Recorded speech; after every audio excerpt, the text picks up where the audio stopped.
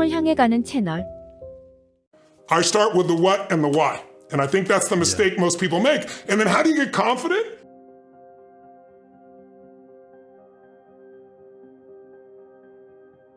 I know you've asked me a lot of times about confidence. You just mentioned it again. Like, is it a lack of confidence? No, it's a lack of mission. Right? Because what happens is when you have something you want to serve, if it's your child and everything's on the line, you will come up with answers you'll never come up with for yourself. Right? So it's like having that sense of mission. And then I think the next problem is that people think they have to know how. I call it the tyranny of how. Like, you get all excited, I'm going to do this. And then your brain goes, I've never done it before. Oh my God, what did I say? I don't know how to do this.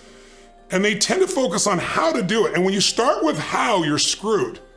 Like, Martin Luther King had no idea how when he did his I Have a Dream speech.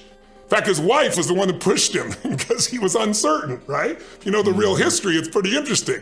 But the bottom line is he gets up there and he gives his vision of how it can be done. He talked about what needs to happen and why.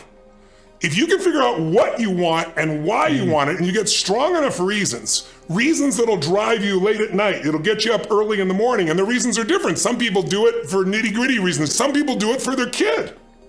Some people will do it, like we'll almost all do it for something more than ourselves. Some people do it because they like winning, right? I know that about you, right? It's like, I like winning. I like being the best at what I do. So I'm not going to settle for less than that. Why would I, right? So you got to find your reasons. But if you know what you want and you get a big enough why, now you'll figure out how to do it. But if you start with how, you know, the small brain, the fear brain, goes, oh shit, I don't know what to do, I don't know where to go. I start with the what and the why. And I think that's the mistake most people make. And then how do you get confident? You do stuff. I mean, like, I'll give you an example. Speaking.